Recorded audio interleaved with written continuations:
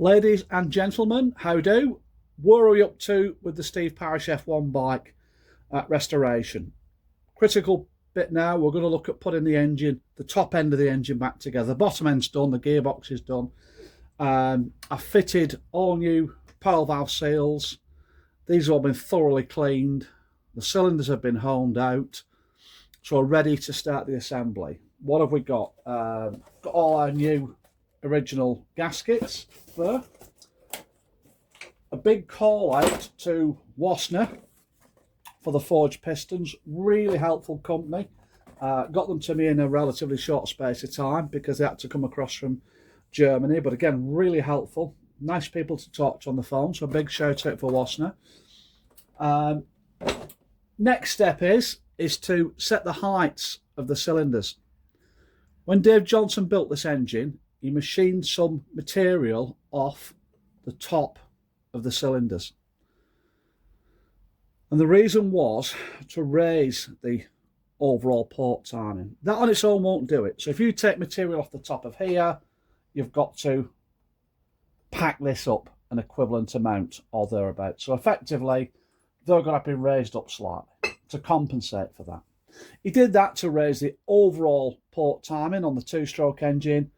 Good starting point with the tuning. He did lots of other work as well inside there, but that's your starting point.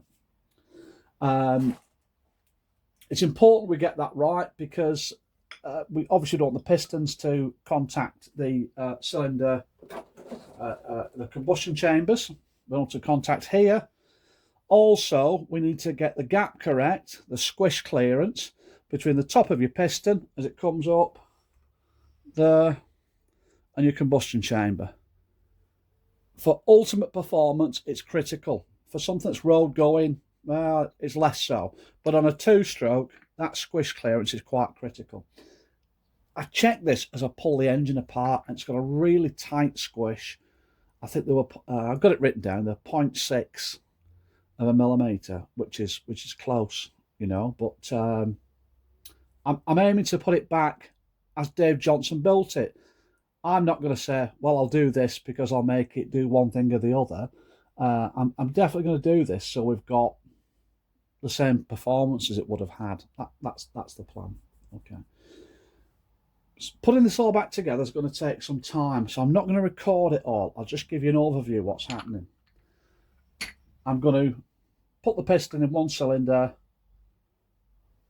but I'm going to start up with two base gaskets, tighten down the cylinder head. I'm going to use old original head gaskets. These are pre-compressed. If I did this using new head gaskets, I'd ruin the new head gasket.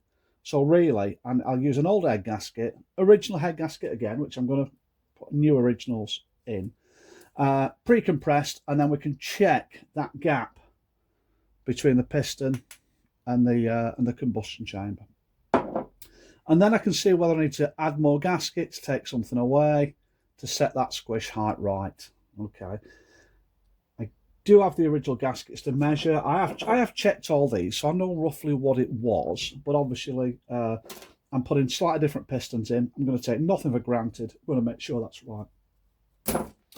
We've got that to do ×4, so it's going to be a bit fiddly and a bit drawn out. So I'm not going to record all that because it's going to take some time, this. Okay. Thanks for bearing with me. Hopefully I'll get a video done later today with the top ends fully built.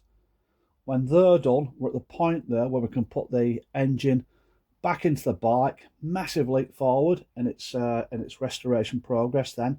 And then we're all about bolting on the ancillaries, you know, a couple of oil seals to fit. I will put the intake rubbers on here. While it's on the bench, it's going to be a lot easier than when it's in the, you know, in the frame to get to. We can get to it, but a lot easier here. So what I can get on it on the bench, I'll do.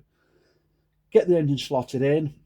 I've mentioned elsewhere that there's a couple of spaces there for the engine bolts. Fortunately, Dave Johnson had the foresight to mark all the spaces up. So I'm not having to, well, I have trial fitted a set of empty cases to it, but I didn't need to because I could just look what was on the spaces. for the engine bolts, and it's all going to go back together swimmingly. So we're not expecting anything major on the way. We've no more parts to source for the bike. It's just taking the time now. Yeah, I know there's a bolt out there. Don't worry, it's here. It's going in shortly. It's taking the time now to make sure this engine goes back with all the clearances right. Okay, and then we're not going to put it back and have a water leak or having a problem with detonation or the piston contacting the combustion chamber. So yeah, that's what we're working on at the moment. So you won't see much, you're not going to see me doing much. I'm not going to video it. Too long, too drawn out, boring, and we're going to call it a day at that. Okay, ladies and gents, thank you for watching. If you enjoyed the video, click like, subscribe. There's going to be, over this next couple of weeks, a lot of videos being done and uploaded, because at a critical point now, so every point I'm going to put something up there for people to see. Thanks for the kind comments that I've had. Have a great day. Be lucky.